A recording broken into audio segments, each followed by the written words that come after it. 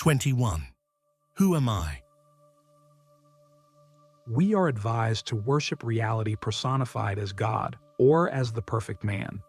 We are told not to attempt the worship of the Absolute, as it is much too difficult for a brain-centered consciousness. Truth is simple and open to all. Why do you complicate? Truth is loving and lovable. It includes all, accepts all, purifies all. It is untruth that is difficult and a source of trouble. It always wants, expects, demands. Being false, it is empty, always in search of confirmation and reassurance. It is afraid of and avoids inquiry. It identifies itself with any support, however weak and momentary. Whatever it gets, it loses and asks for more. Therefore, put no faith in the conscious. Nothing you can see, feel, or think is so. Even sin and virtue, merit and demerit are not what they appear. Usually, the bad and the good are a matter of convention and custom and are shunned or welcomed according to how the words are used. Are there not good desires and bad, high desires and low? All desires are bad, but some are worse than others. Pursue any desire, it will always give you trouble. Even the desire to be free of desire? Why desire at all? Desiring a state of freedom from desire will not set you free. Nothing can set you free because you are free. See yourself with desireless clarity, that is all. It takes time to know oneself. How can time help you? Time is a succession of moments. Each moment appears out of nothing and disappears into nothing, never to reappear. How can you build on something so fleeting? What is permanent? Look to yourself for the permanent. Dive deep within and find what is real in you. How to look for myself? Whatever happens, it happens to you. What you do, the doer is in you. Find the subject of all that you are as a person. What else can I be? Find out. Even if I tell you that you are the witness, the silent watcher, it will mean nothing to you, unless you find the way to your own being. My question is, how to find the way to one's own being? Give up all questions except one. Who am I? After all, the only fact you are sure of is that you are. The I am is certain. The I am this is not. Struggle to find out what you are in reality. I am doing nothing else for the last 60 years. What is wrong with striving? Why look for results? Striving itself is your real nature. Striving is painful. You make it so by seeking results. Strive without seeking. Struggle without greed. Why has God made me as I am? Which God are you talking about? What is God? Is He not the very light by which you ask the question? I am itself is God. The seeking itself is God. In seeking you discover that you are neither the body nor mind, and the love of the self in you is for the self in all. The two are one. The consciousness in you and the consciousness in me, apparently two, really one, seek unity, and that is love. How am I to find that love? What do you love now? The I am. Give your heart and mind to it. Think of nothing else. This, when effortless and natural, is the highest state. In it, love itself is the lover and the beloved. Everybody wants to live, to exist. Is it not self-love? All desire has its source in the self.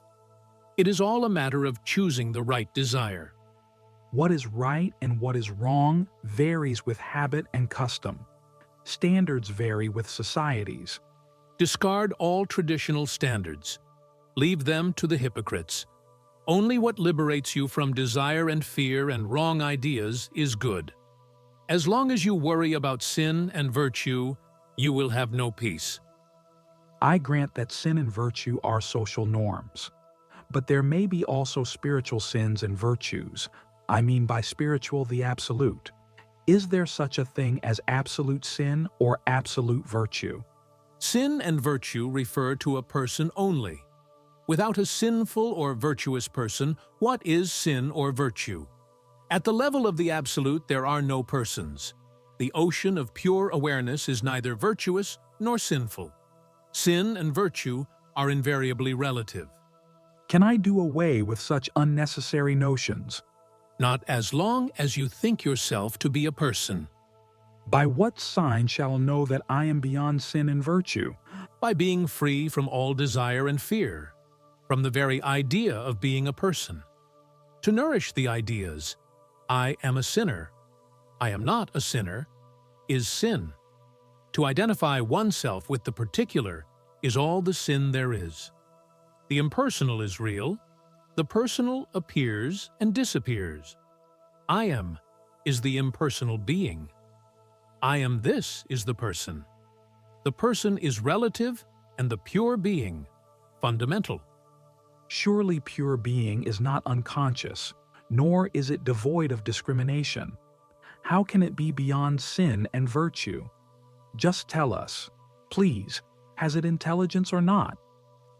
All these questions arise from your believing yourself to be a person.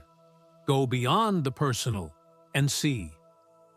What exactly do you mean when you ask me to stop being a person? I do not ask you to stop being, that you cannot. I ask you only to stop imagining that you were born, have parents, are a body, will die, and so on. Just try. Make a beginning. It is not as hard as you think. To think oneself as the personal is the sin of the impersonal. Again, the personal point of view. Why do you insist on polluting the impersonal with your ideas of sin and virtue? It just does not apply. The impersonal cannot be described in terms of good and bad. It is being, wisdom, love, all absolute. Where is the scope for sin there? And virtue is only the opposite of sin. We talk of divine virtue. True virtue is divine nature, swarupa. What you are really is your virtue. But the opposite of sin, which you call virtue, is only obedience born out of fear. Then why all effort at being good? It keeps you on the move. You go on and on till you find God. Then God takes you into Himself and makes you as He is. The same action is considered natural at one point and a sin at another. What makes it sinful? Whatever you do against your better knowledge is sin. Knowledge depends on memory. Remembering yourself is virtue. Forgetting yourself is sin. It all boils down to the mental or psychological link between the spirit and matter. We may call the link psyche, antahkarana. When the psyche is raw, undeveloped, quite primitive, it is subject to gross illusions. As it grows in breadth and sensitivity, it becomes a perfect link between pure matter and pure spirit, and gives meaning to matter and expression to spirit. There is the material world, Mahadakash, and the spiritual, Paramakash. Between lies the universal mind, Chidakash, which is also the universal heart, Pramakash. It is wise love that makes the two one. Some people are stupid, some are intelligent. The difference is in their psyche. The ripe ones had more experience behind them. Just like a child grows by eating and drinking, sleeping, and playing, so is man's psyche shaped by all he thinks and feels and does, until it is perfect enough to serve as a bridge between the spirit and the body. As a bridge permits the traffic between the banks, so does the psyche bring together the source and its expression. Call it love. The bridge is love. Ultimately, all is experience. Whatever we think, feel, do is experience. Behind it is the experiencer. So all we know consists of these two, the experiencer and the experience. But the two are really one. The experiencer alone is the experience. Still, the experiencer takes the experience to be outside. In the same way, the spirit and the body are one. They only appear as two. To the spirit, There is no second. To whom, then, does the second appear? It seems to me that duality is an illusion induced by the imperfection of the psyche. When the psyche is perfect, duality is no longer seen. You have said it. Still, I have to repeat my very simple question. Who makes the distinction between sin and virtue? He who has a body sins with the body. He who has a mind sins with the mind. Surely, the mere possession of mind and body does not compel to sin. There must be a third factor at the root of it. I come back again and again to this question of sin and virtue, because nowadays young people keep on saying that there is no such thing as sin, that one need not be squirmish and should follow the moment's desire readily. They will accept neither tradition nor authority and can be influenced only by solid and honest thought. If they refrain from certain actions, it is through fear of police rather than by conviction. Undoubtedly, there is something in what they say, for we can see how our values change from place to place and time to time. For instance, killing in war is great virtue today and may be considered a horrible crime next century. A man who moves with the earth will necessarily experience days and nights. He who stays with the sun will know no darkness. My world is not yours.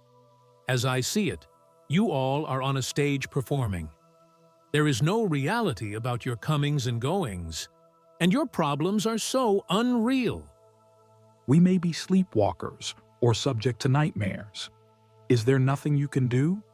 I am doing. I did enter your dreamlike state to tell you. Stop hurting yourself and others. Stop suffering. Wake up. Why then don't we wake up? You will. I shall not be thwarted. It may take some time. When you shall begin to question your dream, awakening will be not far away. 22. Life is love and love is life. Is the practice of yoga always conscious, or can it be quite unconscious, below the threshold of awareness?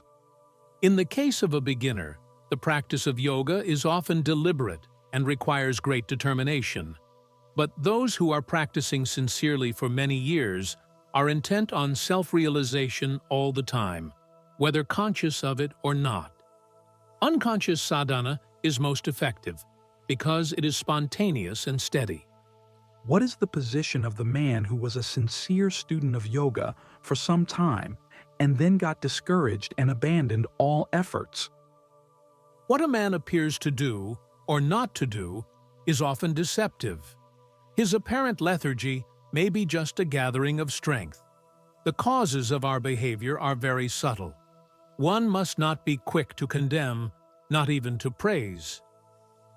Remember that yoga is the work of the inner self, vyakta, on the outer self, vyakti. All that the outer does is merely in response to the inner. Still, the outer helps. How much can it help and in what way?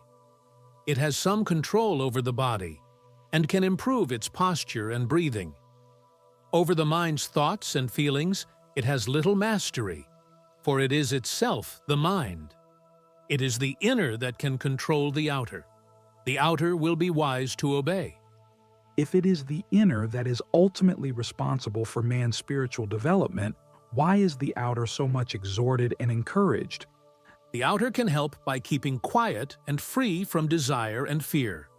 You would have noticed that all advice to the outer is in the form of negations. Don't, stop, refrain, forego, give up, sacrifice, surrender, see the false as false. Even the little description of reality that is given is through denials. Not this, netty, netty. All positives belong to the inner self, as all absolutes to reality. How are we to distinguish the inner from the outer in actual experience? The inner is the source of inspiration. The outer is moved by memory. The source is untraceable, while all memory begins somewhere. Thus, the outer is always determined, while the inner cannot be held in words. The mistake of students consists in their imagining the inner to be something to get hold of, and forgetting that all perceivables are transient and, therefore, unreal. Only that which makes perception possible, call it life or Brahman or what you like, is real.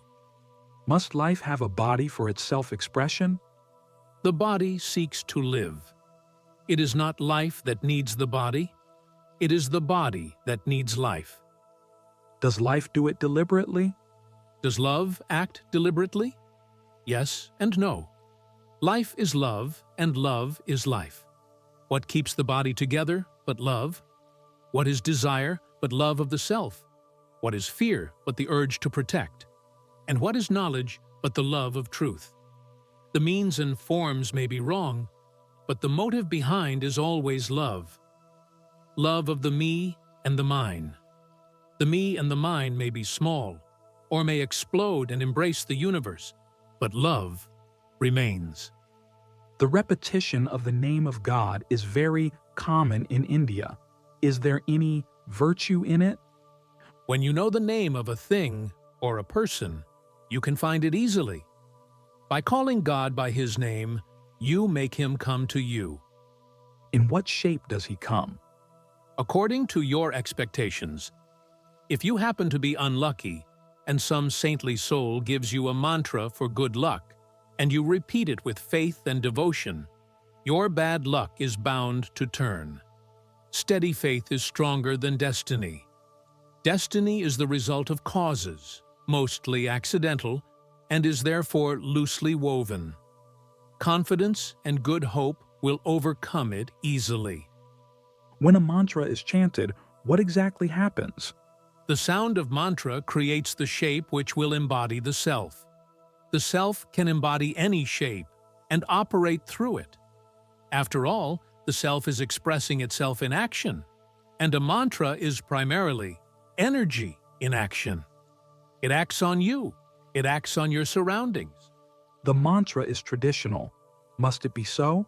Since time immemorial, a link was created between certain words and corresponding energies, and reinforced by numberless repetitions. It is just like a road to walk on. It is an easy way. Only faith is needed. You trust the road to take you to your destination. In Europe, there is no tradition of a mantra, except in some contemplative orders. Of what use is it to a modern young Westerner? None, unless he is very much attracted.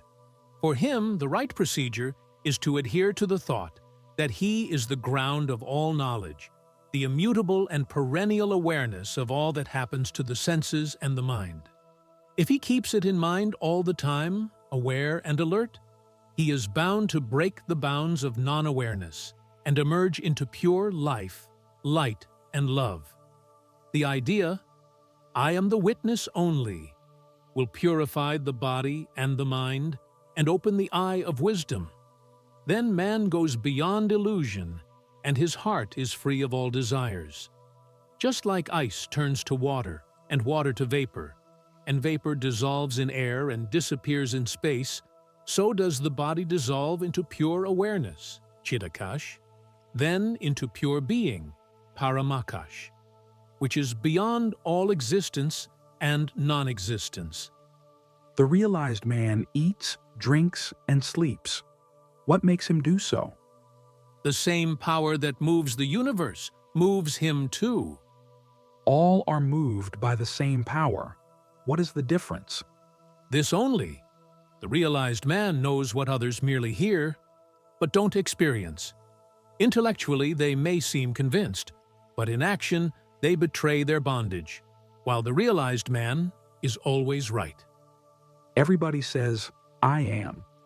The realized man, too, says, I am. Where is the difference?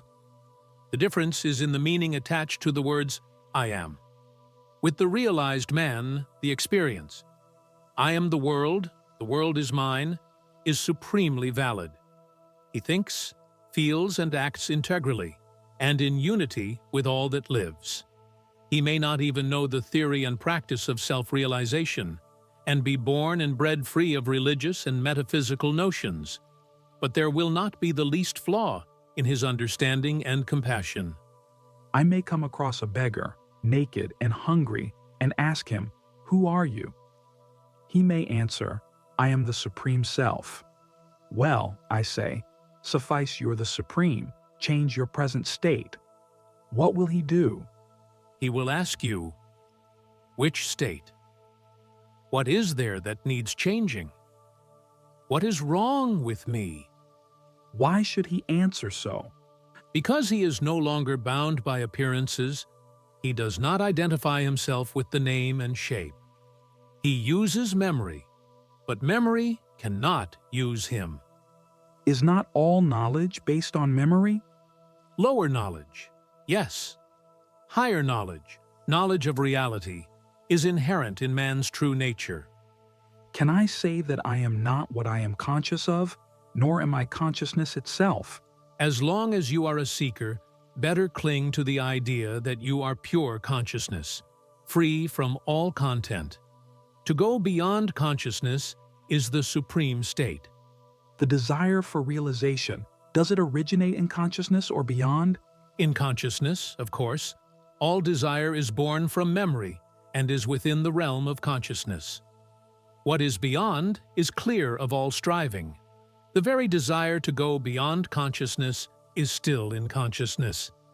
Is there any trace or imprint of the beyond on consciousness? No, there cannot be. Then, what is the link between the two? How can a passage be found between two states which have nothing in common? Is not pure awareness the link between the two? Even pure awareness is a form of consciousness. Then what is beyond? Emptiness. Emptiness again refers only to consciousness. Fullness and emptiness are relative terms. The real is really beyond. Beyond not in relation to consciousness, but beyond all relations of whatever kind. The difficulty comes with the word state. The real is not a state of something else.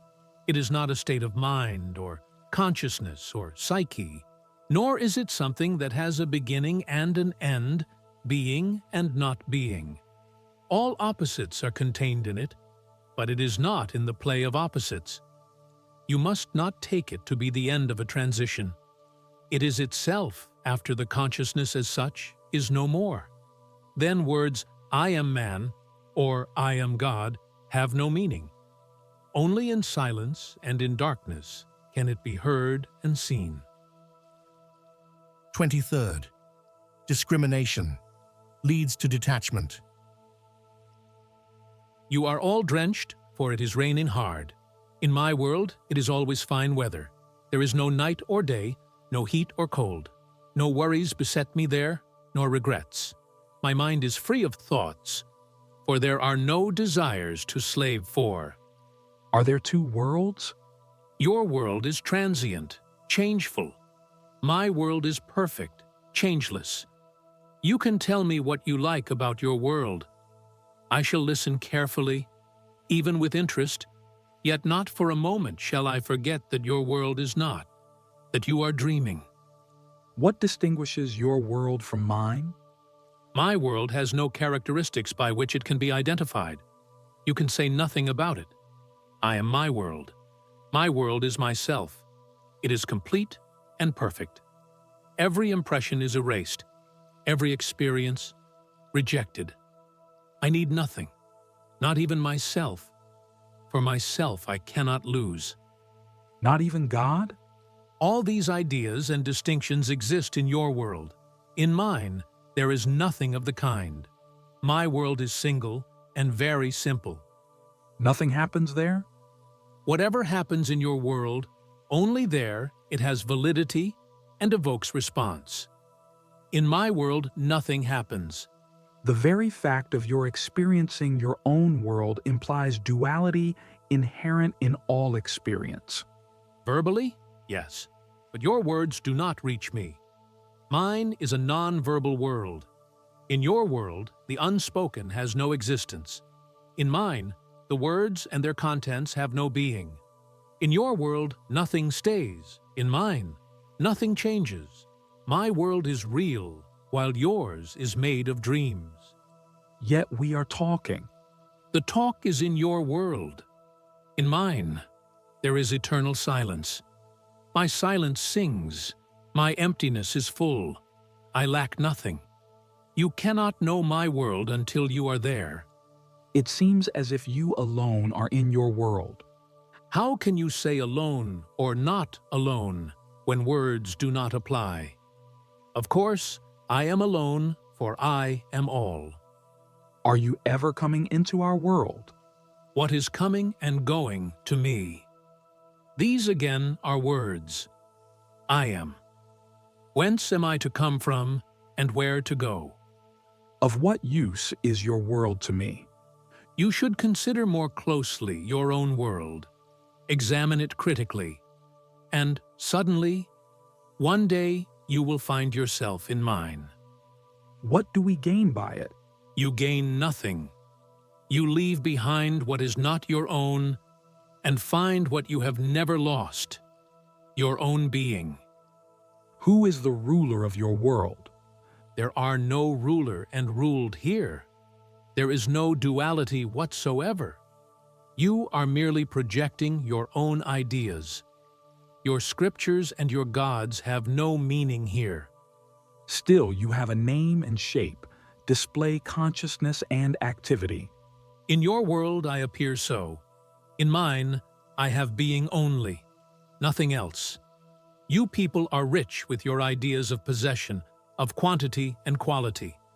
I am completely without ideas. In my world there is disturbance, distress, and despair. You seem to be living on some hidden income, while I must slave for a living. Do as you please.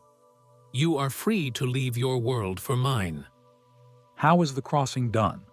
See your world as it is, not as you imagine it to be. Discrimination will lead to detachment. Detachment will ensure right action. Right action will build the inner bridge to your real being. Action is a proof of earnestness. Do what you are told diligently and faithfully, and all obstacles will dissolve. Are you happy? In your world, I would be most miserable. To wake up, to eat, to talk, to sleep again. What a bother. So you do not want to live even? To live, to die. What meaningless words are these? When you see me alive, I am dead. When you think me dead, I am alive. How muddled up you are. How indifferent you are. All the sorrows of our world are as nothing to you. I am quite conscious of your troubles. Then what are you doing about them? There is nothing I need doing. They come and go. Do they go by the very act of your giving them attention? Yes, the difficulty may be physical, emotional, or mental, but it is always individual.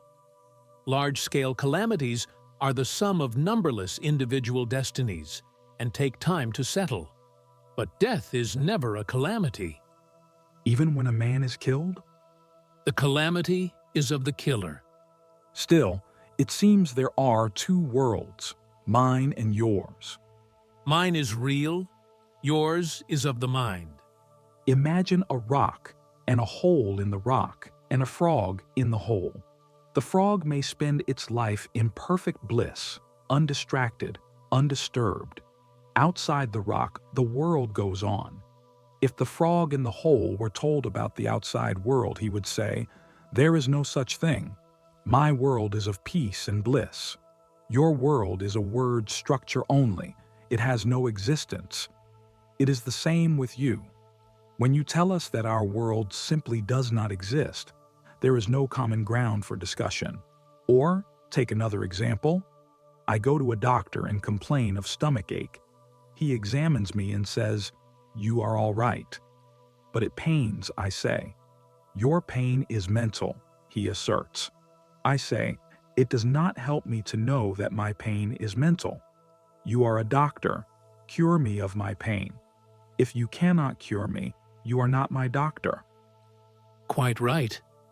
You have built the railroad, but for lack of a bridge, no train can pass.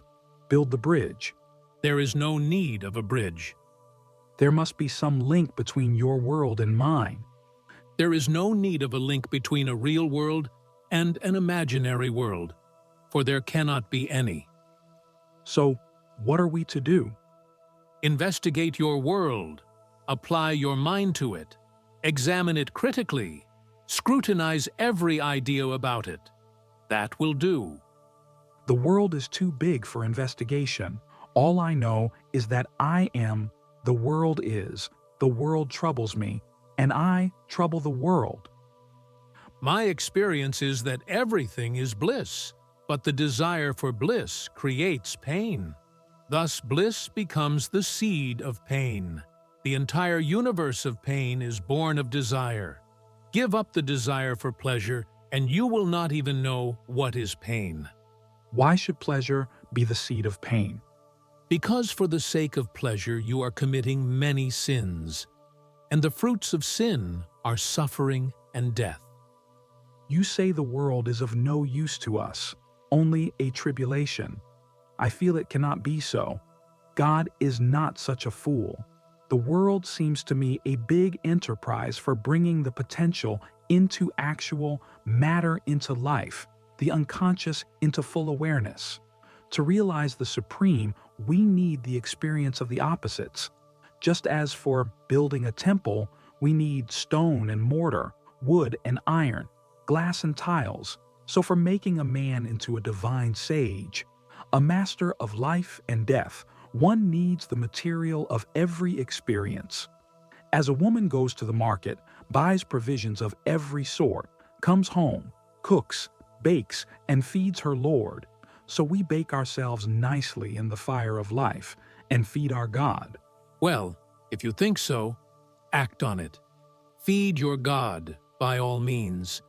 A child goes to school and learns many things, which will be of no use to it later. But in the course of learning, it grows. So do we pass through experiences without number and forget them all? But in the meantime, we grow all the time. And what is a Jnani but a man with a genius for reality? This world of mine cannot be an accident. It makes sense. There must be a plan behind it. My God has a plan.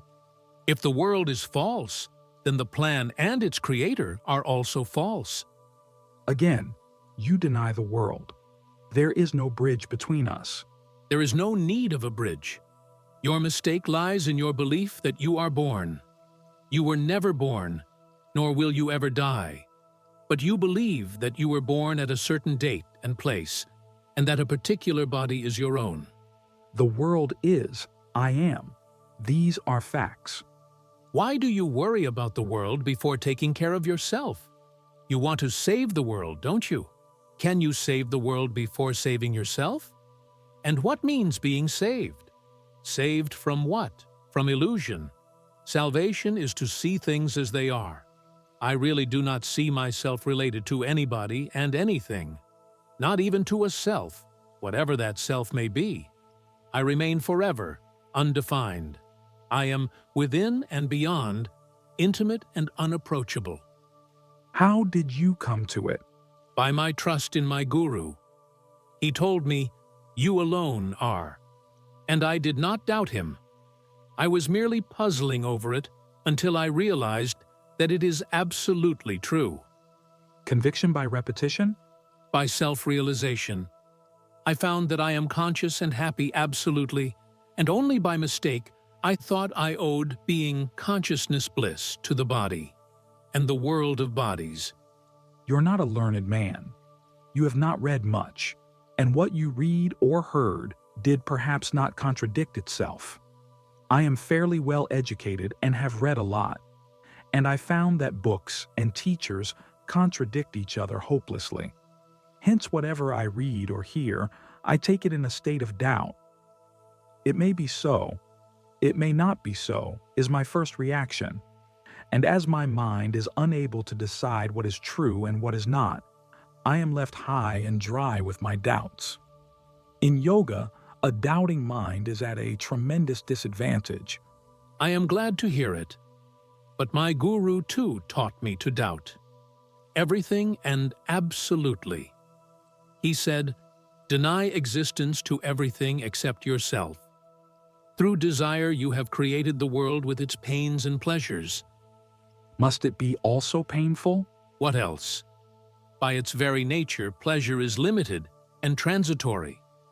Out of pain, desire is born. In pain, it seeks fulfillment, and it ends in the pain of frustration and despair. Pain is the background of pleasure. All seeking of pleasure is born in pain and ends in pain. All you say is clear to me. But when some physical or mental trouble comes, my mind goes dull and gray or seeks frantically for relief. What does it matter? It is the mind that is dull or restless, not you. Look, all kinds of things happen in this room. Do I cause them to happen? They just happen. So it is with you. The role of destiny unfolds itself and actualizes the inevitable. You cannot change the course of events, but you can change your attitude, and what really matters is the attitude and not the bare event. The world is the abode of desires and fears. You cannot find peace in it. For peace, you must go beyond the world. The root cause of the world is self-love. Because of it, we seek pleasure and avoid pain. Replace self-love by love of the self, and the picture changes. Brahma, the creator, is the sum total of all desires. The world is the instrument for their fulfillment. Souls take whatever pleasure they desire and pay for them in tears. Time squares all accounts. The law of balance reigns supreme. To be a Superman, one must be a man first.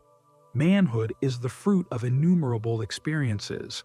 Desire drives to experience. Hence, at its own time and level, desire is right. All this is true in a way. But a day comes when you have amassed enough and must begin to build. Then sorting out and discarding, viveka, vairagya, are absolutely necessary. Everything must be scrutinized and the unnecessary ruthlessly destroyed. Believe me, there cannot be too much destruction, for in reality, nothing is of value. Be passionately dispassionate, that is all. 24. God is the all-doer, the Jnani a non-doer. Some Mahatmas, enlightened beings, maintain that the world is neither an accident nor a play of God, but the result and expression of a mighty plan of work aiming at awakening and developing consciousness throughout the universe, from lifelessness to life, from unconsciousness to consciousness, from dullness to bright intelligence, from misapprehension to clarity. That is the direction in which the world moves ceaselessly and relentlessly. Of course, there are moments of rest in apparent darkness when the universe seems to be dormant, but the rest comes to an end and the work on consciousness is resumed. From our point of view, the world is a dale of tears, a place to escape from as soon as possible and by every possible means. To enlightened beings, the world is good, and it serves a good purpose. They do not deny that the world is a mental structure and that ultimately all is one, but they see and say that the structure has meaning and serves a supremely desirable purpose. What we call the will of God is not a capricious whim of a playful deity, but the expression of an absolute necessity to grow in love and wisdom and power, to actualize the infinite potentials of life and consciousness. Just as a gardener grows flowers from a tiny seed to glorious perfection, so does God in his own garden grow, among other beings, men to supermen, who know and love and work along with him. When God takes rest, pralaya, those whose growth was not completed become unconscious for a time, while the perfect ones, who have gone beyond all forms and contents of consciousness, remain aware of the universal silence. When the time comes for the emergence of a new universe, the sleepers wake up and their work starts.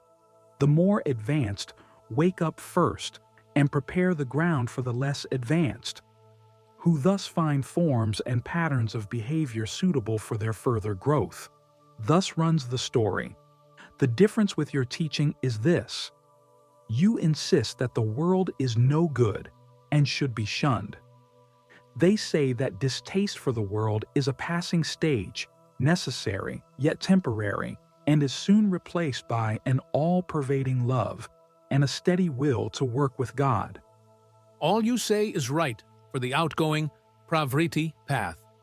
For the path of return, navriti, knotting oneself, is necessary. My stand I take where nothing, paramakash, is. Words do not reach there, nor thoughts. To the mind it is all darkness and silence. Then consciousness begins to stir and wakes up the mind, chidakash, which projects the world, mahadakash, built of memory and imagination. Once the world comes into being, all you say may be so. It is in the nature of the mind to imagine goals, to strive towards them, to seek out means and ways, to display vision, energy, and courage. These are divine attributes, and I do not deny them. But I take my stand where no difference exists, where things are not, nor the minds that create them. There I am at home. Whatever happens does not affect me. Things act on things, that is all.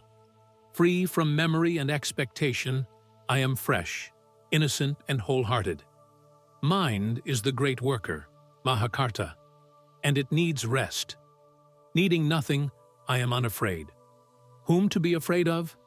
There is no separation, we are not separate selves. There is only one self, the supreme reality, in which the personal and the impersonal are one. All I want is to be able to help the world. Who says you cannot help? You made up your mind about what help means and needs and got yourself into a conflict between what you should and what you can, between necessity and ability. But why do we do so? Your mind projects a structure, and you identify yourself with it. It is in the nature of desire to prompt the mind to create a world for its fulfillment. Even a small desire can start a long line of action. What about a strong desire? Desire can produce a universe. Its powers are miraculous. Just as a small matchstick can set a huge forest on fire, so does a desire light the fires of manifestation. The very purpose of creation is the fulfillment of desire. The desire may be noble or ignoble. Space, akash, is neutral. One can fill it with what one likes. You must be very careful as to what you desire. And as to the people you want to help, they are in their respective worlds for the sake of their desires. There is no way of helping them except through their desires. You can only teach them to have right desires so that they may rise above them and be free from the urge to create and recreate worlds of desires, abodes of pain and pleasure. A day must come when the show is wound up. A man must die. A universe come to an end. Just as a sleeping man forgets all and wakes up for another day, or he dies and emerges into another life, so do the worlds of desire and fear dissolve and disappear. But the universal witness, the Supreme Self, never sleeps and never dies. Eternally, the great heart beats, and at each beat, a new universe comes into being. Is he conscious? He is beyond all that the mind conceives. He is beyond being and not being. He is the yes and no to everything, beyond and within, creating and destroying, unimaginably real. God and the Mahatma, are they one or two? They are one. There must be some difference. God is the all-doer. The Janani is a non-doer. God himself does not say, I am doing all. To him, things happen by their own nature. To the Janani, all is done by God. He sees no difference between God and nature. Both God and the Janani know themselves to be the immovable center of the movable, the eternal witness of the transient. The center is a point of void, and the witness a point of pure awareness. They know themselves to be as nothing, therefore nothing can resist them. How does this look and feel in your personal experience?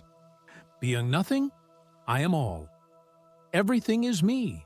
Everything is mine. Just as my body moves by my mere thinking of the movement, so do things happen as I think of them. Mind you, I do nothing. I just see them happen. Do things happen as you want them to happen, or do you want them to happen as they happen? Both. I accept and am accepted. I am all and all is me. Being the world, I am not afraid of the world. Being all, what am I to be afraid of? Water is not afraid of water, nor fire of fire. Also, I am not afraid because I am nothing that can experience fear or can be in danger. I have no shape nor name. It is attachment to a name and shape that breeds fear. I am not attached.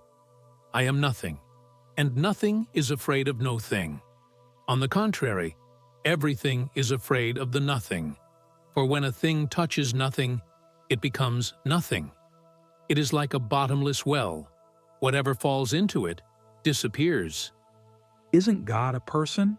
As long as you think yourself to be a person, He too is a person. When you are all, you see Him as all. Can I change facts by changing attitude? The attitude is the fact. Take anger. I may be furious, pacing the room up and down. At the same time, I know what I am. A center of wisdom and love, an atom of pure existence. All subsides, and the mind merges into silence. Still, you're angry sometimes. With whom am I to be angry, and for what? Anger came and dissolved on my remembering myself. It is all a play of gunas, qualities of cosmic matter. When I identify myself with them, I am their slave. When I stand apart, I am their master. Can you influence the world by your attitude? By separating yourself from the world, you lose all hope of helping it. How can it be?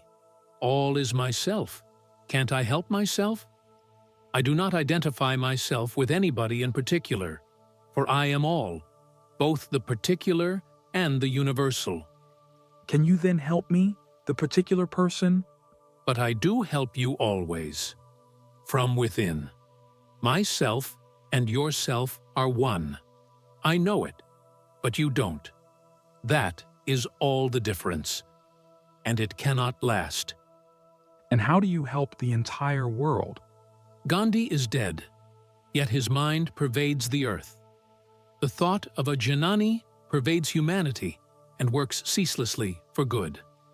Being anonymous, coming from within, it is the more powerful and compelling.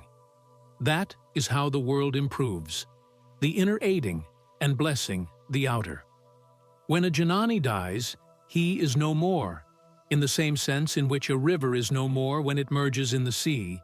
The name, the shape, are no more, but the water remains and becomes one with the ocean. When a Janani joins the universal mind, all his goodness and wisdom become the heritage of humanity and uplift every human being. We are attached to our personality, our individuality, our being unlike others, we value very much. You seem to denounce both as useless. You're unmanifested. Of what use is it to us? Unmanifested, manifested, individuality, personality, nirguna, saguna, vyakta, vyakti. All these are mere words, points of view, mental attitudes. There is no reality in them. The real is experienced in silence. You cling to personality, but you are conscious of being a person only when you are in trouble. When you are not in trouble, you do not think of yourself. You did not tell me the uses of the unmanifested. Surely you must sleep in order to wake up. You must die in order to live. You must melt down to shape anew. You must destroy to build, annihilate before creation. The Supreme is the universal solvent. It corrodes every container. It burns through every obstacle.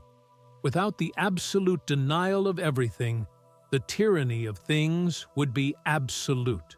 The Supreme is the great harmonizer, the guarantee of the ultimate and perfect balance, of life and freedom. It dissolves you and thus reasserts your true being. It is all well on its own level, but how does it work in daily life? The daily life is a life of action. Whether you like it or not, you must function. Whatever you do for your own sake accumulates and becomes explosive. One day, it goes off and plays havoc with you and your world. When you deceive yourself that you work for the good of all, it makes matters worse, for you should not be guided by your own ideas of what is good for others. A man who claims to know what is good for others is dangerous. How is one to work then? Neither for yourself nor for others, but for the work's own sake. A thing worth doing is its own purpose and meaning. Make nothing a means to something else. Bind number. God does not create one thing to serve another. Each is made for its own sake. Because it is made for itself, it does not interfere. You are using things and people for purposes alien to them, and you play havoc with the world and yourself. Our real being is all the time with us, you say. How is it that we do not notice it? Yes, you are always the supreme, but your attention is fixed on things, physical or mental. When your attention is off a thing and not yet fixed on another, in the interval you are pure being. When through the practice of discrimination and detachment, viveka vairagya, you lose sight of sensory and mental states, pure being emerges as the natural state. How does one bring to an end this sense of separateness? By focusing the mind on I am, on the sense of being, I am so-and-so dissolves. I am a witness only remains, and that too submerges in I am all. Then the all becomes the one and the one, yourself, not to be separate from me. Abandon the idea of a separate I, and the question of whose experience will not arise. You speak from your own experience. How can I make it mine? You speak of my experience as different from your experience, because you believe we are separate. But we are not. On a deeper level, my experience is your experience. Dive deep within yourself, and you will find it easily and simply. Go in the direction of I am. 25th. Hold on to I am. Are you ever glad or sad? Do you know joy and sorrow? Call them as you please. To me, they are states of mind only, and I am not the mind. Is love a state of mind? Again, it depends what you mean by love. Desire is, of course, a state of mind, but the realization of unity is beyond mind. To me, nothing exists by itself. All is the self, all is myself. To see myself in everybody, and everybody in myself most certainly, is love. When I see something pleasant, I want it. Who exactly wants it? The self or the mind? The question is wrongly put. There is no who. There is desire, fear, anger, and the mind says, this is me, this is mine. There is no thing which could be called me or mine. Desire is a state of the mind, perceived and named by the mind. Without the mind perceiving and naming, where is desire? But is there such a thing as perceiving without naming? Of course. Naming cannot go beyond the mind, while perceiving is consciousness itself. When somebody dies, what exactly happens? Nothing happens. Something becomes nothing. Nothing was. Nothing remains. Surely there is a difference between the living and the dead. You speak of the living as dead and of the dead as living. Why do you fret at one man dying and care little for the millions dying every day? Entire universes are imploding and exploding every moment.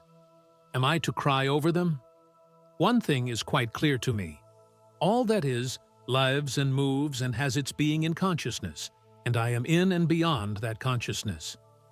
I am in it as the witness. I am beyond it as being. Surely you care when your child is ill, don't you? I don't get flustered. I just do the needful. I do not worry about the future. A right response to every situation is in my nature. I do not stop to think what to do. I act and move on. Results do not affect me. I do not even care whether they are good or bad. Whatever they are, they are. If they come back to me, I deal with them afresh. Or rather, I happen to deal with them afresh. There is no sense of purpose in my doing anything. Things happen as they happen, not because I make them happen, but it is because I am that they happen. In reality, nothing ever happens. When the mind is restless, it makes Shiva dance. Like the restless waters of the lake make the moon dance. It is all appearance, due to wrong ideas. Surely you are aware of many things and behave according to their nature. You treat a child as a child and an adult as an adult. Just as the taste of salt pervades the great ocean, and every single drop of seawater carries the same flavor, so every experience gives me the touch of reality, the ever-fresh realization of my own being. Do I exist in your world as you exist in mine? Of course, you are, and I am, but only as points in consciousness. We are nothing apart from consciousness. This must be well grasped. The world hangs on the thread of consciousness. No consciousness, no world. There are many points in consciousness. Are there as many worlds? Take dream for an example. In a hospital, there may be many patients, all sleeping, all dreaming, each dreaming his own private, personal dreams, unrelated, unaffected, having one single factor in common: illness. Similarly, we have divorced ourselves in our imagination from the real world of common experience and enclosed ourselves in a cloud of personal desire and fears, images and thoughts, ideas and concepts. This I can understand, but what could be the cause of the tremendous variety of the personal worlds? The variety is not so great. All the dreams are superimposed over a common world. To some extent, they shape and influence each other. The basic unity operates in spite of all. At the root of it all lies self-forgetfulness, not knowing who I am. To forget, one must know. Did I know who I am before I forgot it?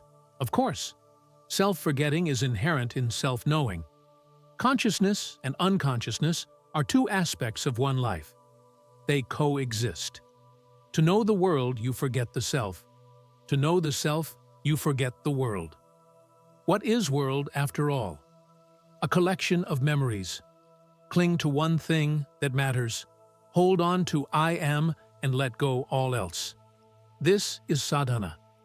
In realization, there is nothing to hold on to and nothing to forget. Everything is known, nothing is remembered. What is the cause of self-forgetting?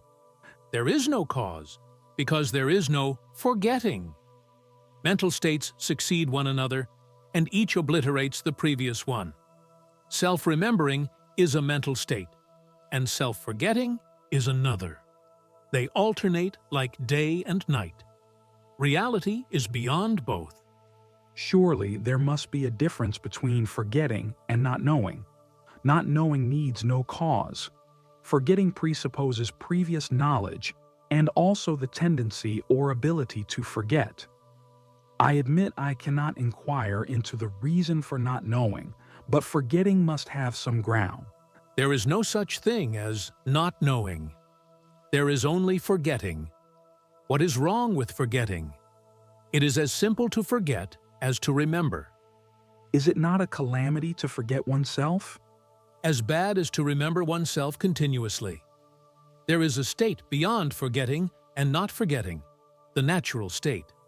To remember, to forget, these are all states of mind, thought-bound, word-bound. Take, for example, the idea of being born. I am told I was born. I do not remember. I am told I shall die. I do not expect it. You tell me I have forgotten, or I lack imagination. But I just cannot remember what never happened, nor expect the patently impossible. Bodies are born and bodies die. But what is it to me? Bodies come and go in consciousness, and consciousness itself has its roots in me. I am life, and mine are mind and body. You say at the root of the world is self-forgetfulness. To forget, I must remember. What did I forget to remember? I have not forgotten that I am. This I am too may be a part of the illusion. How can it be? You cannot prove to me that I am not. Even when convinced that I am not, I am. Reality can neither be proved nor disproved. Within the mind you cannot, beyond the mind you need not. In the real, the question, what is real, does not arise. The manifested, saguna, and unmanifested, nirguna, are not different. In that case, all is real. I am all. As myself, all is real.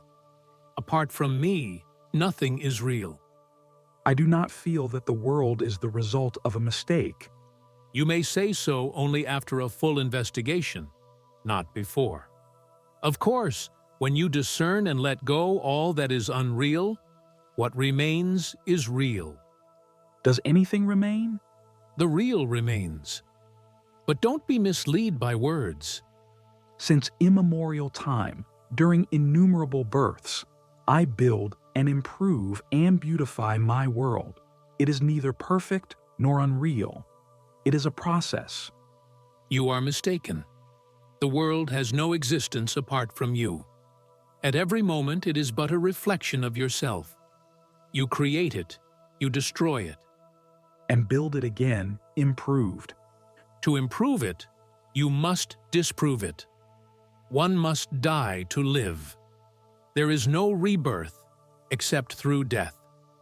Your universe may be perfect. My personal universe is improving. Your personal universe does not exist by itself. It is merely a limited and distorted view of the real. It is not the universe that needs improving, but your way of looking. How do you view it? It is a stage on which a world drama is being played. The quality of the performance is all that matters, not what the actors say and do, but how they say and do it. I do not like this Lila play idea. I would rather compare the world to a workyard in which we are the builders. You take it too seriously. What is wrong with play? You have a purpose only as long as you are not complete, purna. Till then, completeness, perfection, is the purpose. But when you are complete in yourself, fully integrated within and without, then you enjoy the universe. You do not labor at it. To the disintegrated, you may seem working hard, but that is their illusion. Sportsmen seem to make tremendous efforts, yet their sole motive is to play and display. Do you mean to say that God is just having fun, that he is engaged in purposeless action?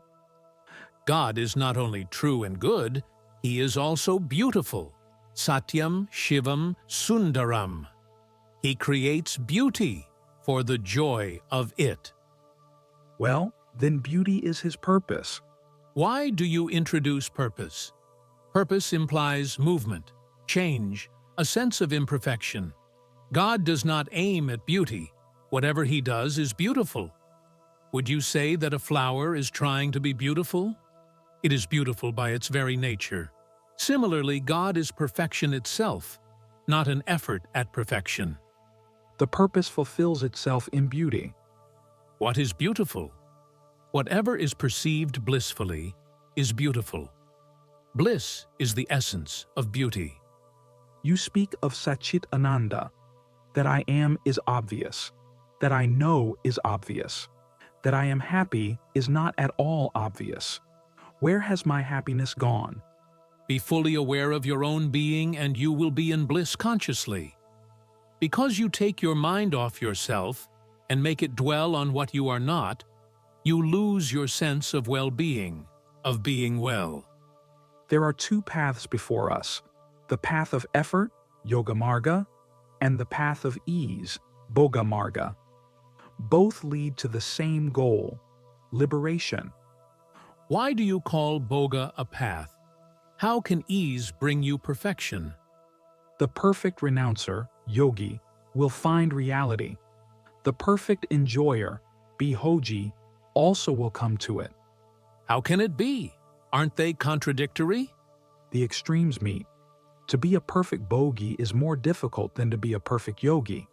I am a humble man and cannot venture judgments of value. Both the yogi and the bhogi, after all, are concerned with the search for happiness. The yogi wants it permanent. The bhogi is satisfied with the intermittent. Often the bhogi strives harder than the yogi. What is your happiness worth when you have to strive and labor for it? True happiness is spontaneous and effortless. All beings seek happiness. The means only differ. Some seek it within and are therefore called yogis. Some seek it without and are condemned as bhogis. Yet they need each other. Pleasure and pain alternate. Happiness is unshakable.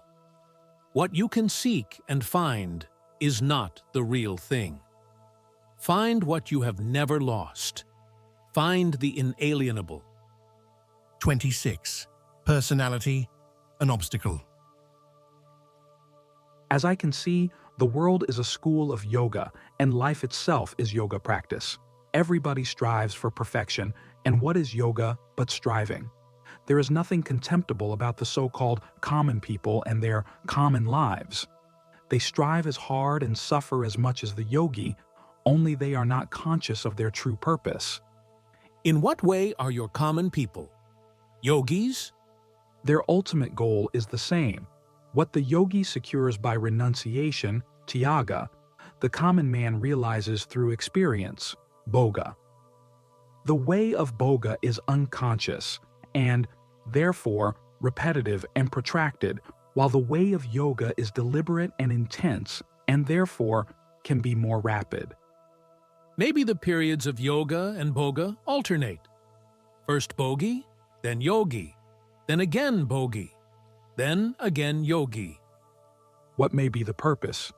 Weak desires can be removed by introspection and meditation, but strong, deep-rooted ones must be fulfilled, and their fruits, sweet or bitter, tasted.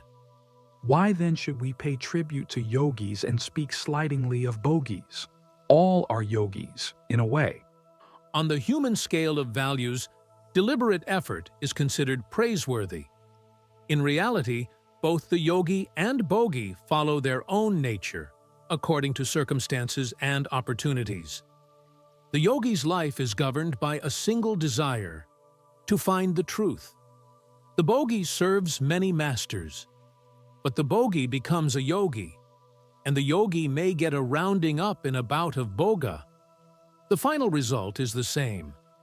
Buddha is reported to have said that it is tremendously important to have heard that there is enlightenment, a complete reversal and transformation in consciousness. The good news is compared to a spark in a shipload of cotton. Slowly but relentlessly, the whole of it will turn to ashes. Similarly, the good news of enlightenment will, sooner or later, bring about a transformation. Yes, first hearing, shravana, then remembering, smarana, pondering, manana, and so on. We are on familiar ground. The man who heard the news becomes a yogi, while the rest continue in their bhoga. But you agree that living a life, just living the humdrum life of the world, being born to die and dying to be born, advances man by its sheer volume, just like the river finds its way to the sea by the sheer mass of the water it gathers. Before the world was, consciousness was. In consciousness, it comes into being. In consciousness, it lasts. And into pure consciousness, it dissolves. At the root of everything is the feeling I am. The state of mind, there is a world, is secondary. For to be, I do not need the world. The world needs me. The desire to live is a tremendous thing. Still greater is the freedom from the urge to live. The freedom of the stone? Yes, the freedom of the stone and much more besides. Freedom unlimited and conscious. Is not personality required for gathering experience? As you are now, the personality is only an obstacle. Self-identification with the body may be good for an infant, but true growing up depends on getting the body out of the way. Normally, one should outgrow body-based desires early in life. Even the bogey, who does not refuse enjoyments, need not hanker after the ones he has tasted. Habit, desire for repetition, frustrates both the yogi and the bogey.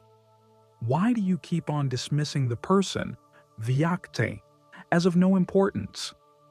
Personality is the primary fact of our existence. It occupies the entire stage. As long as you do not see that it is mere habit, built on memory, prompted by desire, you will think yourself to be a person. Living, feeling, thinking, active, passive, pleased, or pained. Question yourself, ask yourself, is it so? Who am I? What is behind and beyond all this? And soon you will see your mistake. And it is in the very nature of a mistake to cease to be when seen. The yoga of living, of life itself, we may call the natural yoga, Nisarga yoga. It reminds me of the primal yoga, Adhi yoga, mentioned in the Rig Veda, which was described as the marrying of life with mind. A life lived thoughtfully, in full awareness, is by itself Nisarga yoga. What does the marriage of life and mind mean? Living in spontaneous awareness, consciousness of effortless living. Being fully interested in one's life, all this is implied. Sharada Devi, wife of Sri Ramakrishna Paramahamsa, used to scold his disciples for too much effort. She compared them to mangoes on the tree which are being plucked before they are ripe. Why hurry, she used to say. Wait till you're fully ripe, mellow and sweet. How right she was. There are so many who take the dawn for the noon, a momentary experience for full realization, and destroy even the little they gain by excess of pride. Humility and silence are essential for a sadhaka, however advanced. Only a fully ripened jnani can allow himself complete spontaneity. It seems there are schools of yoga where the student, after illumination, is obliged to keep silent for 7 or 12 or 15 or even 25 years. Even Bhagavan Sri Ramana Maharshi imposed on himself 20 years of silence before he began to teach. Yes, the inner fruit must ripen. Until then, the discipline, the living in awareness, must go on. Gradually, the practice becomes more and more subtle, until it becomes altogether formless. Krishnamurti too speaks of living in awareness. He always aims directly at the ultimate. Yes, ultimately, all yogas end in your Adhi yoga, the marriage of consciousness, the bride, to life, the bridegroom. Consciousness and being, sad chit, meet in bliss, ananda. For bliss to arise, there must be meeting, contact, the assertion of unity in duality. Buddha too has said that for the attainment of nirvana, one must go to living beings. Consciousness needs life to grow. The world itself is contact, the totality of all contacts actualized in consciousness. The spirit touches matter, and consciousness results. Such consciousness, when tainted with memory and expectation, becomes bondage. Pure experience does not bind.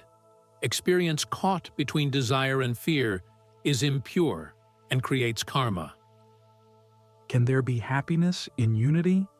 Does not all happiness imply necessarily contact, hence duality?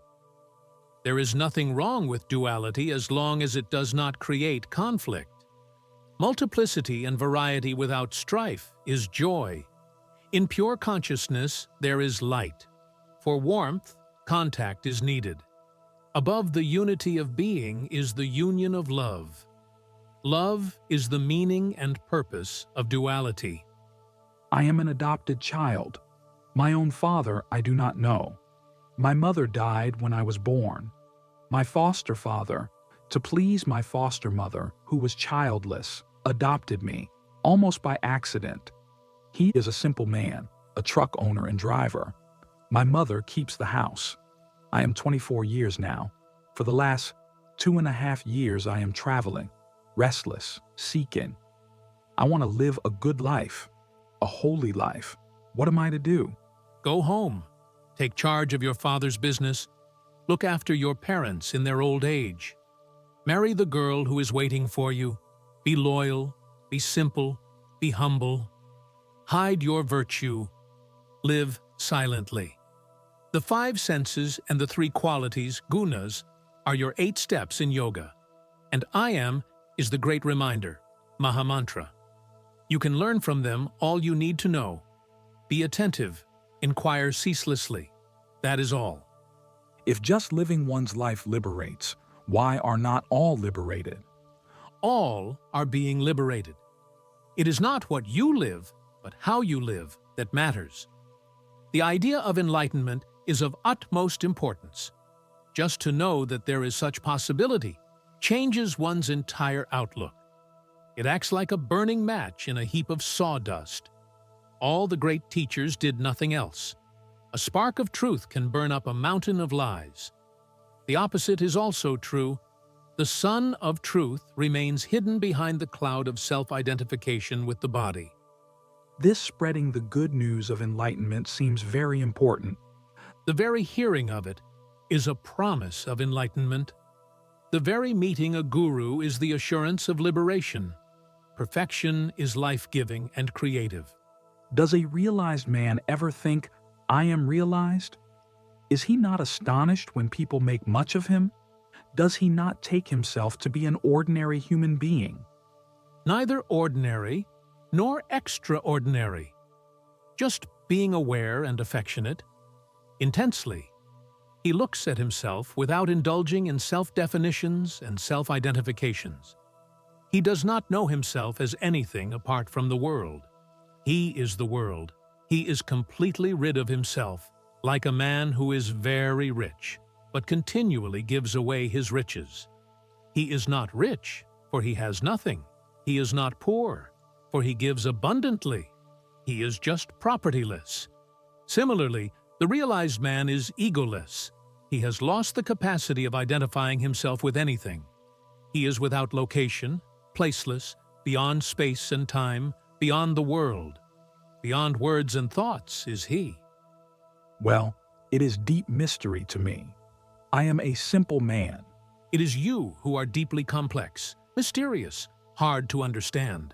I am simplicity itself compared to you.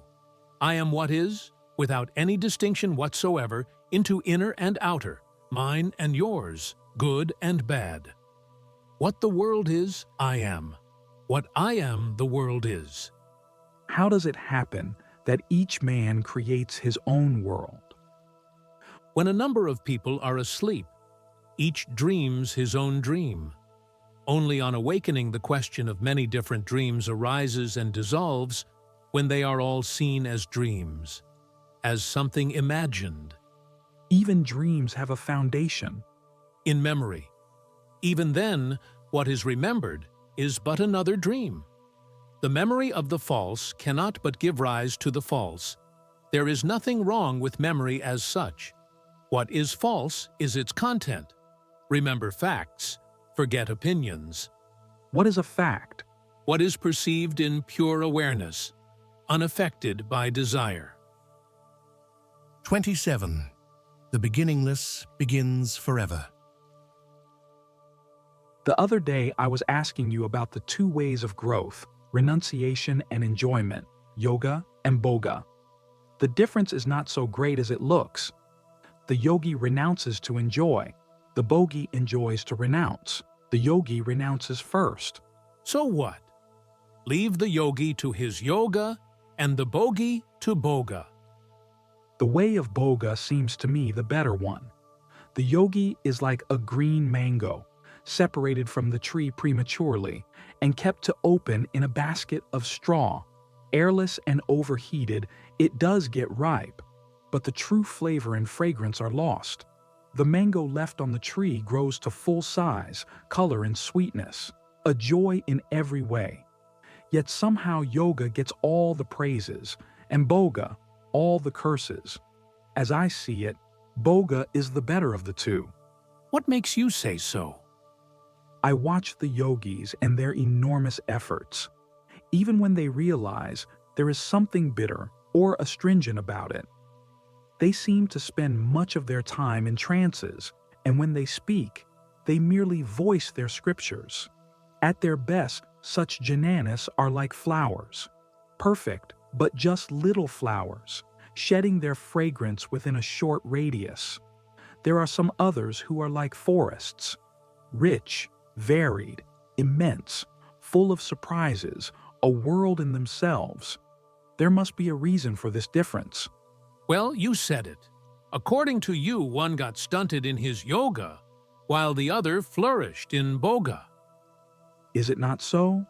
The yogi is afraid of life and seeks peace, while the bogi is adventurous, full of spirits, forward-going. The yogi is bound by an ideal, while the bogi is ever ready to explore. It is a matter of wanting much or being satisfied with little. The yogi is ambitious, while the bogi is merely adventurous. Your bogi seems to be richer and more interesting, but it is not so in reality. The yogi is narrow as the sharp edge of the knife. He has to be, to cut deep and smoothly, to penetrate unerringly the many layers of the false. The bogi worships at many altars. The yogi serves none but his own true self. There is no purpose in opposing the yogi to the bogi. The way of outgoing, pravritti, necessarily precedes the way of returning, nivritti.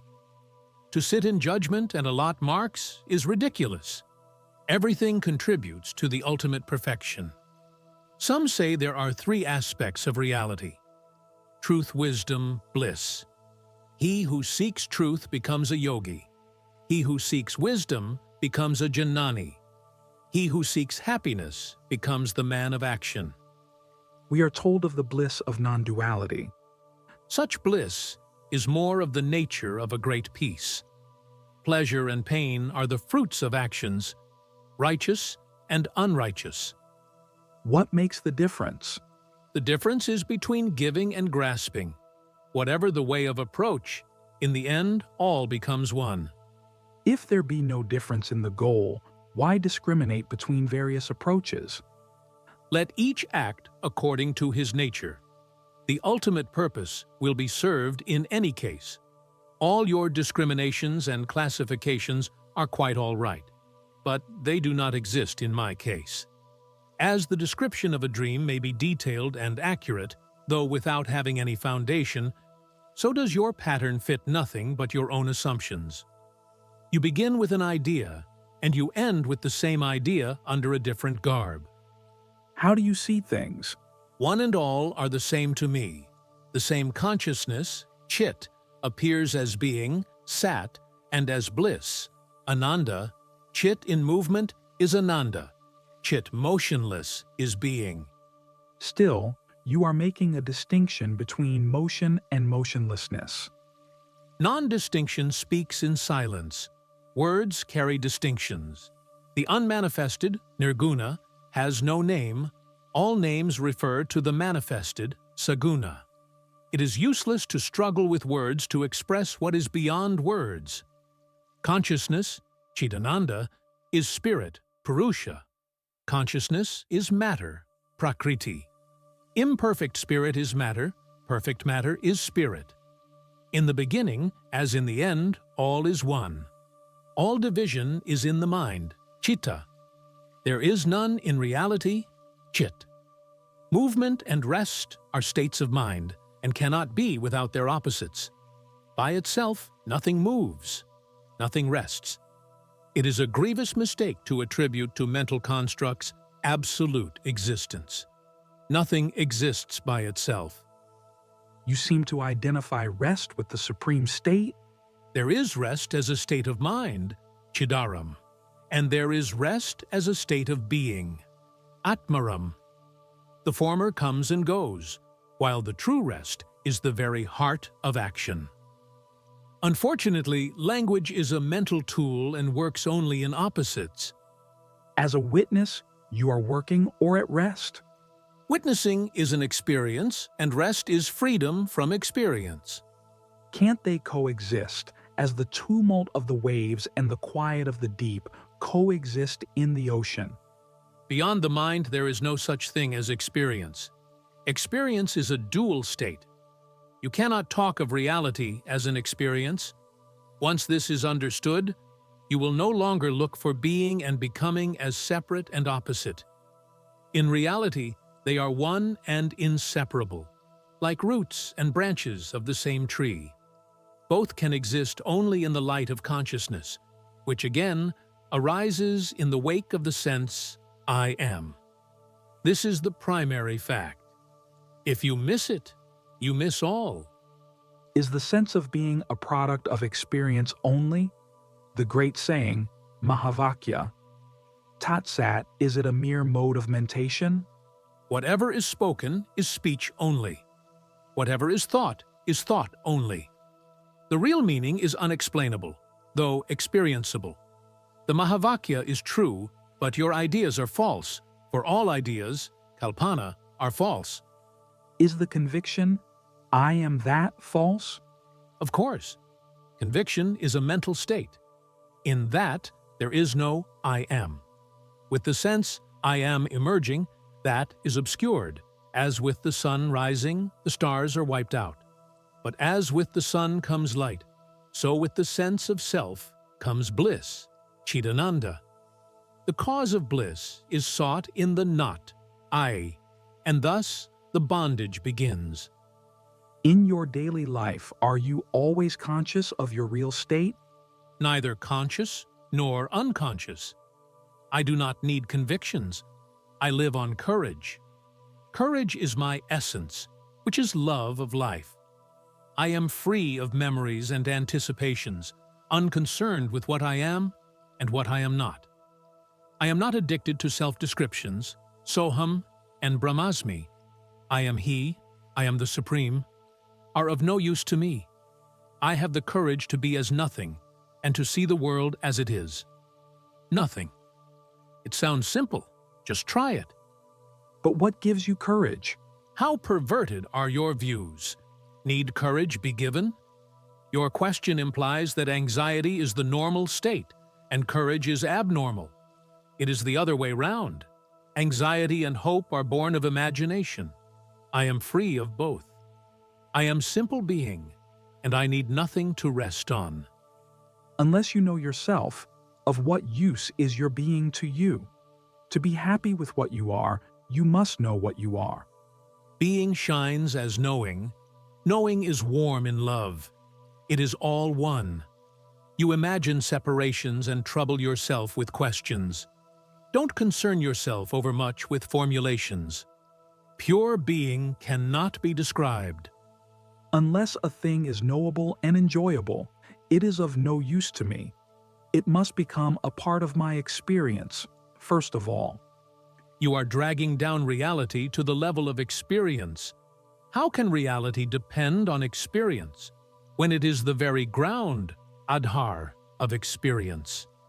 Reality is in the very fact of experience, not in its nature. Experience is, after all, a state of mind, while being is definitely not a state of mind. Again, I am confused. Is being separate from knowing? The separation is an appearance. Just as the dream is not apart from the dreamer, so is knowing not apart from being. The dream is the dreamer. The knowledge is the knower. The distinction is merely verbal. I can see now that Sat and Chit are one. But what about bliss, Ananda? Being and consciousness are always present together, but bliss flashes only occasionally. The undisturbed state of being is bliss. The disturbed state is what appears as the world. In non-duality, There is bliss. In duality, experience. What comes and goes is experience with its duality of pain and pleasure. Bliss is not to be known. One is always bliss, but never blissful. Bliss is not an attribute. I have another question to ask. Some yogis attain their goal, but it is of no use to others. They do not know or are not able to share. Those who can share out what they have initiate others. Where lies the difference? There is no difference. Your approach is wrong. There are no others to help. A rich man, when he hands over his entire fortune to his family, has not a coin left to give a beggar. So is the wise man, Jnani, stripped of all his powers and possessions. Nothing, literally nothing, can be said about him. He cannot help anybody, for he is everybody. He is the poor, and also his poverty, the thief, and also his thievery. How can he be said to help when he is not a part? Who thinks of himself as separate from the world? Let him help the world. Still, there is duality, there is sorrow, there is need of help. By denouncing it as mere dream, nothing is achieved. The only thing that can help is to wake up from the dream. An awakener is needed. Who again is in the dream? The awakener signifies the beginning of the end. There are no eternal dreams. Even when it is beginningless? Everything begins with you. What else is beginningless? I began at birth. That is what you are told. Is it so? Did you see yourself beginning? I began just now. All else is memory. Quite right. The beginningless begins forever. In the same way, I give eternally, because I have nothing. To be nothing, to have nothing, to keep nothing for oneself is the greatest gift, the highest generosity. Is there no self-concern left? Of course, I am self-concerned, but the self is all. In practice, it takes the shape of goodwill, unfailing and universal. You may call it love, all-pervading, all-redeeming. Such love is supremely active, without the sense of doing. 28. All suffering is born of desire. I come from a far-off country. I had some inner experiences on my own, and I would like to compare notes. By all means, do you know yourself? I know that I am not the body, nor am I the mind. What makes you say so? I do not feel I am in the body. I seem to be all over the place, everywhere. As to the mind, I can switch it on and off, so to say. This makes me feel I am not the mind. When you feel yourself everywhere in the world, do you remain separate from the world? Or are you the world? Both. Sometimes I feel myself to be neither mind nor body, but one single all-seeing eye. When I go deeper into it, I find myself to be all I see, and the world and myself become one. Very well. What about desires? Do you have any? Yes, they come, short and superficial. And what do you do about them? What can I do? They come, they go. Look at them. Sometimes I see my body and my mind engaged in fulfilling them. Whose desires are being fulfilled? They are a part of the world in which I live. They are just as trees and clouds are there. Are they not a sign of some imperfection? Why should they be? They are as they are, and I am as I am. How can the appearance and disappearance of desires affect me? Of course, they affect the shape and content of the mind. Very well. What is your work? I am a probation officer. What does it mean? Juvenile offenders are let off on probation, and there are special officers to watch their behavior and to help them get training and find work. Must you work? Who works? Work happens to take place. Do you need to work? I need it for the sake of money. I like it because it puts me in touch with living beings. What do you need them for? They may need me, and it is their destinies that made me take up this work. It is one life, after all. How did you come to your present state? Sri Ramana Maharshi's teachings have put me on my way. Then I met one Douglas Harding who helped me by showing me how to work on the "Who am I?" Was it sudden or gradual? It was quite sudden, like something quite forgotten coming back into one's mind, or like a sudden flash of understanding. "How simple," I said. "How simple. I'm not what I thought I am. I'm neither the perceived nor the perceiver. I'm the perceiving only." Not even the perceiving, but that which makes all this possible. What is love? When the sense of distinction and separation is absent, you may call it love. Why so much stress on love between man and woman? Because the element of happiness in it is so prominent. Is it not so in all love? Not necessarily. Love may cause pain. You call it then compassion. What is happiness? Harmony between the inner and the outer is happiness. On the other hand, self-identification with the outer causes is suffering. How does self-identification happen? The self by its nature knows itself only. For lack of experience, whatever it perceives, it takes to be itself. Battered, it learns to look out, viveka, and to live alone, vairagya. When right behavior, uparati, becomes normal, a powerful inner urge, mukshutva, makes it seek its source. The candle of the body is lighted and all becomes clear and bright. What is the real cause of suffering? Self-identification with the limited, vyaktitva. Sensations as such, however strong, do not cause suffering. It is the mind bewildered by wrong ideas, addicted to thinking, "I am this, I am that," that fears loss and craves gain, and suffers when frustrated. A friend of mine used to have horrible dreams night after night. Going to sleep would terrorize him. Nothing could help him. Company of the truly good, satsang, would help him. Life itself is a nightmare. Noble friendship, satsang, is the supreme remedy for all ills, physical and mental. Generally, one cannot find such friendship. Seek within. Your own self is your best friend. Why is life so full of contradictions? It serves to break down mental pride. We must realize how poor and powerless we are. As long as we delude ourselves by what we imagine ourselves to be, to know, to have, to do, we are in a sad plight indeed.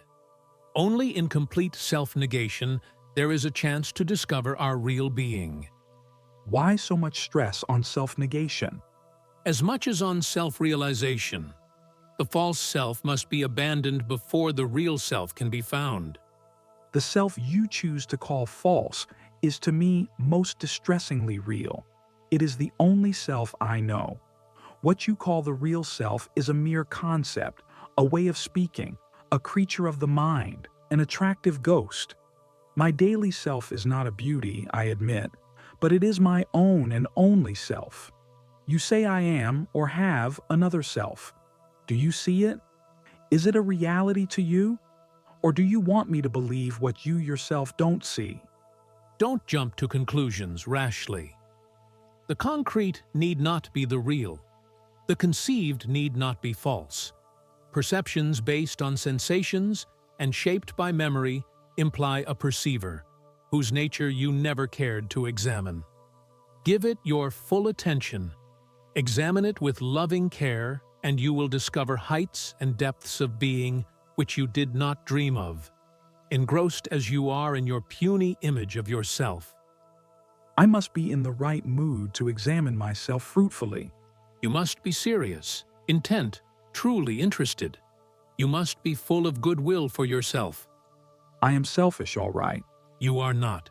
You are all the time destroying yourself and your own by serving strange gods, inimical and false. By all means be selfish. The right way. Wish yourself well. Labor at what is good for you. Destroy all that stands between you and happiness. Be all. Love all. Be happy. Make happy. No happiness is greater. Why is there so much suffering in love? All suffering is born of desire. True love is never frustrated. How can the sense of unity be frustrated? What can be frustrated is the desire for expression. Such desire is of the mind. As with all things mental, frustration is inevitable. What is the place of sex in love? Love is a state of being. Sex is energy. Love is wise. Sex is blind. Once the true nature of love and sex is understood, there will be no conflict or confusion. There is so much sex without love. Without love, all is evil. Life itself without love is evil. What can make me love? You are love itself. When you are not afraid. 29. Living is life's only purpose. What does it mean to fail in yoga? Who is a failure in yoga? Yoga Brashta. It is only a question of incompletion. He who could not complete his yoga for some reason is called failed in yoga. Such failure is only temporary, for there can be no defeat in yoga. This battle is always won, for it is a battle between the true and the false. The false has no chance. Who fails? The person, Vyakti, or the self, Vyakta. The question is wrongly put. There is no question of failure, neither in the short run nor in the long. It is like traveling a long and arduous road in an unknown country. Of all the innumerable steps, there is only the last which brings you to your destination. Yet you will not consider all previous steps as failures. Each brought you nearer to your goal, even when you had to turn back to bypass an obstacle. In reality, each step brings you to your goal, because to be always on the move, learning, discovering, unfolding is your eternal destiny. Living is life's only purpose. The self does not identify itself with success or failure. The very idea of becoming this or that is unthinkable. The self understands that success and failure are relative and related, that they are the very warp and weft of life. Learn from both and go beyond. If you have not learnt, repeat. What am I to learn? To live without self-concern. For this you must know your own true being, Swarupa, as indomitable, fearless, ever victorious. Once you know with absolute certainty that nothing can trouble you but your own imagination, you come to disregard your desires and fears, concepts and ideas, and live by truth alone. What may be the reason that some people succeed and others fail in yoga? Is it destiny or character or just accident? Nobody ever fails in yoga. It is all a matter of the rate of progress. It is slow in the beginning and rapid in the end. When one is fully matured, realization is explosive. It takes place spontaneously or at the slightest hint. The quick is not better than the slow. Slow ripening and rapid flowering alternate. Both are natural and right. Yet all this is so in the mind only.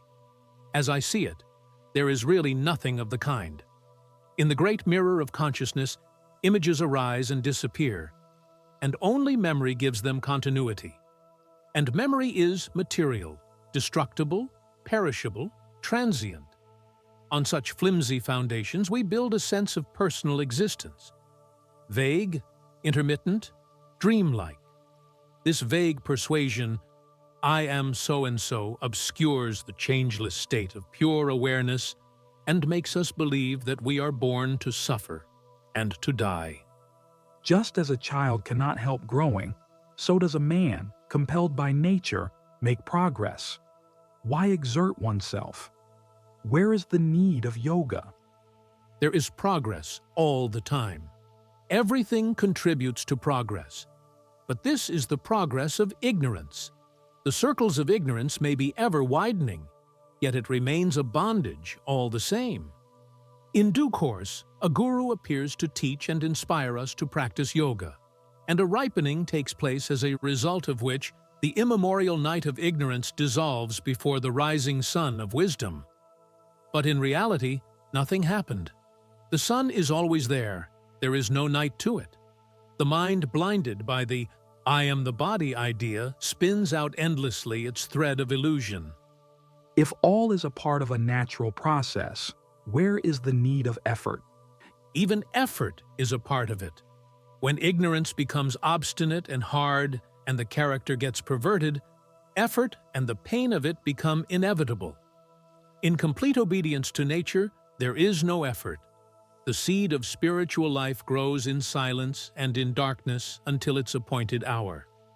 We come across some great people who, in their old age, become childish, petty, quarrelsome, and spiteful. How could they deteriorate so much? They were not perfect yogis, having their bodies under complete control. Or they might not have cared to protect their bodies from the natural decay. One must not draw conclusions without understanding all the factors. Above all, one must not make judgments of inferiority or superiority. Youthfulness is more a matter of vitality, prana, than of wisdom, jnana. One may get old, but why should one lose all alertness and discrimination? Consciousness and unconsciousness, while in the body, depend on the condition of the brain. But the self is beyond both, beyond the brain, beyond the mind. The fault of the instrument is no reflection on its user. I was told that a realized man will never do anything unseemly. He will always behave in an exemplary way. Who sets the example? Why should a liberated man necessarily follow conventions? The moment he becomes predictable, he cannot be free. His freedom lies in his being free to fulfill the need of the moment, to obey the necessity of the situation. Freedom to do what one likes is really bondage, while being free to do what one must, what is right, is real freedom. Still, there must be some way of making out who has realized and who has not. If one is indistinguishable from the other, of what use is he? He who knows himself has no doubts about it, nor does he care whether others recognize his state or not. Rare is the realized man who discloses his realization, and fortunate are those who have met him, for he does it for their abiding welfare. When one looks round, one is appalled by the volume of unnecessary suffering that is going on. People who should be helped are not getting help. Imagine a big hospital ward full of incurables, tossing and moaning. Were you given the authority to kill them all and end their torture? Would you not do so? I would leave it to them to decide. But if their destiny is to suffer, how can you interfere with destiny? Their destiny is what happens. There is no thwarting of destiny. You mean to say everybody's life is totally determined at his birth? What a strange idea. Were it so, the power that determines would see to it that nobody should suffer. What about cause and effect? Each moment contains the whole of the past and creates the whole of the future. But past and future exist? In the mind only. Time is in the mind.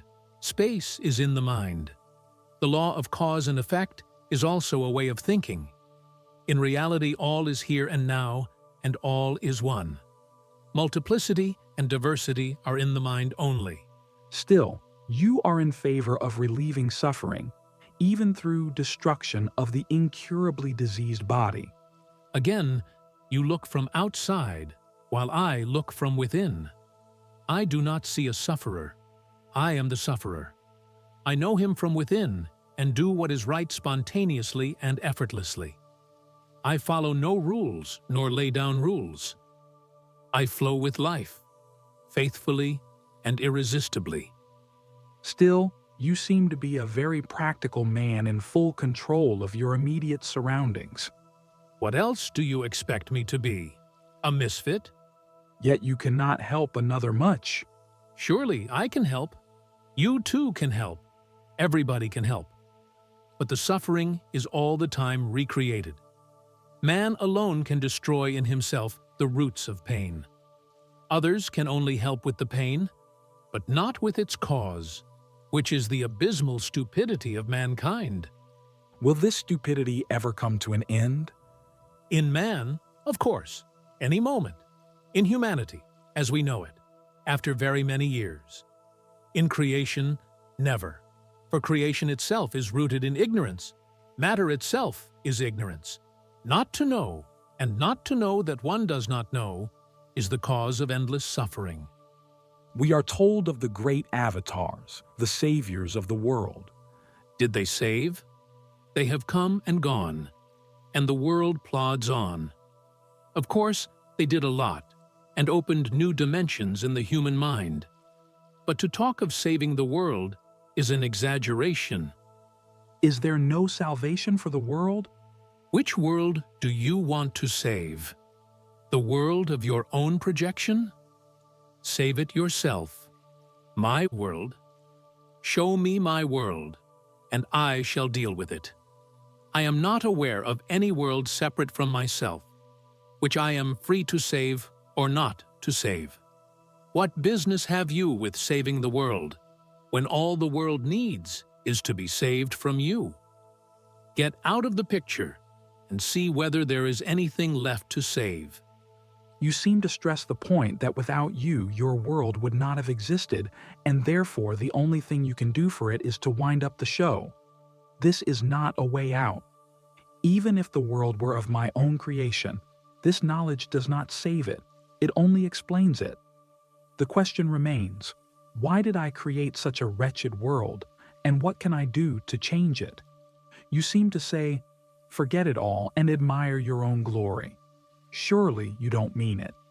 The description of a disease and its causes does not cure it. What we need is the right medicine. The description and causation are the remedy for a disease caused by obtuseness and stupidity.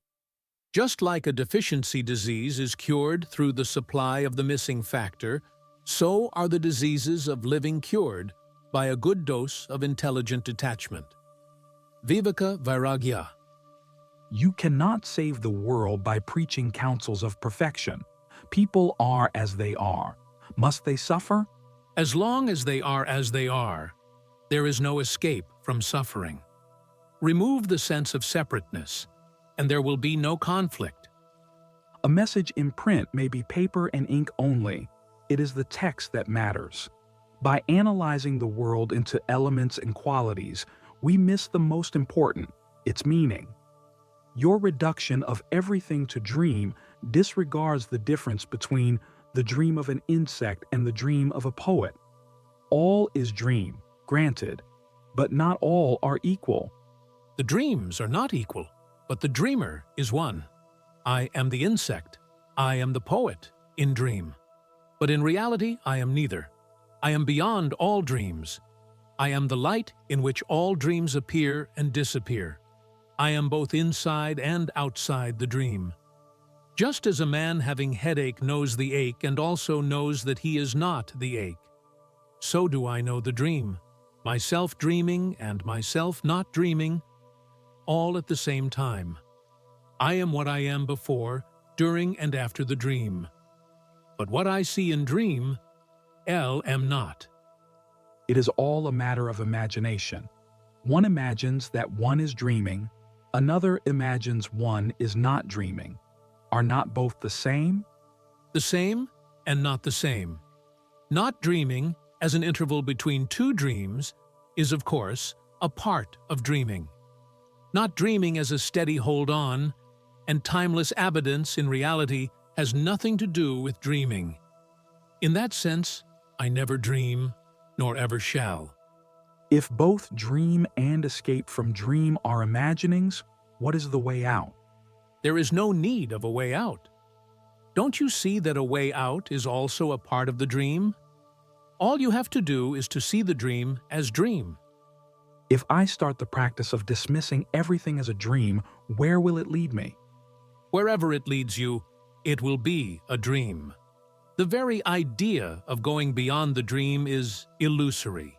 Why go anywhere? Just realize that you are dreaming a dream you call the world, and stop looking for ways out. The dream is not your problem. Your problem is that you like one part of your dream and not another. Love all or none of it, and stop complaining. When you have seen the dream as a dream, you have done all that needs be done. Is dreaming caused by thinking? Everything is a play of ideas. In the state free from ideation, nirvikalpa samadhi, nothing is perceived. The root idea is, I am. It shatters the state of pure consciousness and is followed by the innumerable sensations and perceptions, feeling and ideas, which in their totality constitute God and His world. The I am remains as the witness, but it is by the will of God that everything happens. Why not by my will? Again, you have split yourself into God and witness. Both are one. 30. You are free now. There are so many theories about the nature of man and universe. The creation theory, the illusion theory, the dream theory, any number of them. Which is true? All are true. All are false. You can pick up whichever you like best. You seem to favor the dream theory. These are all ways of putting words together. Some favor one way, some favor another. Theories are neither right nor wrong. They are attempts at explaining the inexplicable. It is not the theory that matters, but the way it is being tested. It is the testing of the theory that makes it fruitful. Experiment with any theory you like. If you are truly earnest and honest, the attainment of reality will be yours. As a living being, you are caught in an untenable and painful situation, and you are seeking a way out. You are being offered several plans of your prison, none quite true, but they all are of some value only if you are in dead earnest. It is the earnestness that liberates and not the theory. Theory may be misleading, and earnestness blind. Your sincerity will guide you. Devotion to the goal of freedom and perfection will make you abandon all theories and systems and live by wisdom, intelligence, and active love. Theories may be good as starting points, but must be abandoned. The sooner, the better. There is a yogi who says that for realization, the eightfold yoga is not necessary, that willpower alone will do. It is enough to concentrate on the goal with full confidence in the power of pure will to obtain effortlessly and quickly what others take decades to achieve. Concentration, full confidence, pure will. With such assets, no wonder one attains in no time. This yoga of will is all right for the mature seeker who has shed all desires but one. After all, what is will but steadiness of heart and mind? Given such steadfastness, all can be achieved. I feel the yogi did not mean mere steadiness of purpose, resulting in ceaseless pursuit and application. He meant that with will fixed on the goal, no pursuit or application are needed. The mere fact of willing attracts its object. Whatever name you give it, will or steady purpose, or one-pointedness of the mind, you come back to earnestness, sincerity, honesty.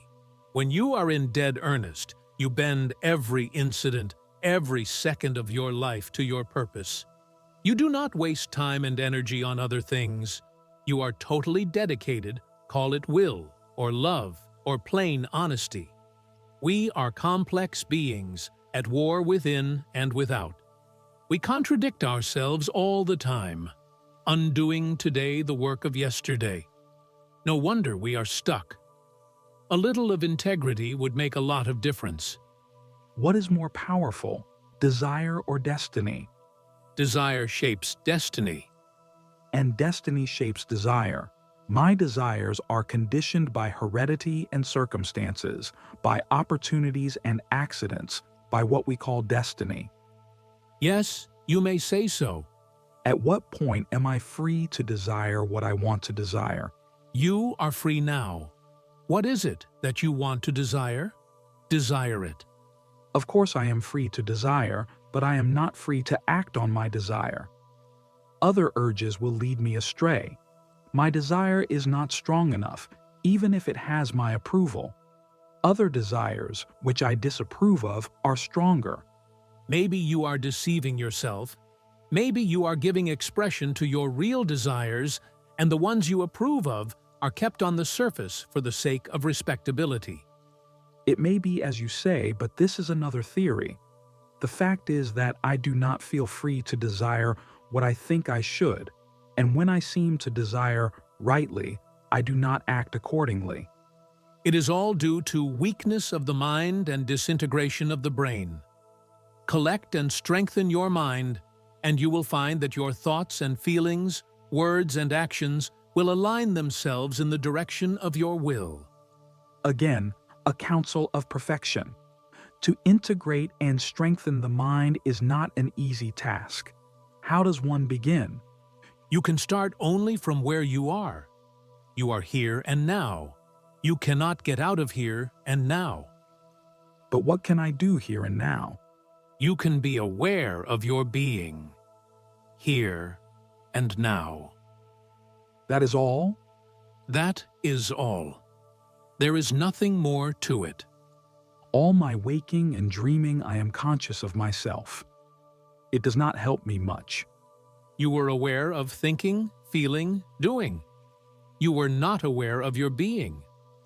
What is the new factor you want me to bring in? The attitude of pure witnessing, of watching the events without taking part in them. What will it do to me? Weak-mindedness is due to lack of intelligence, of understanding, which again is the result of non-awareness.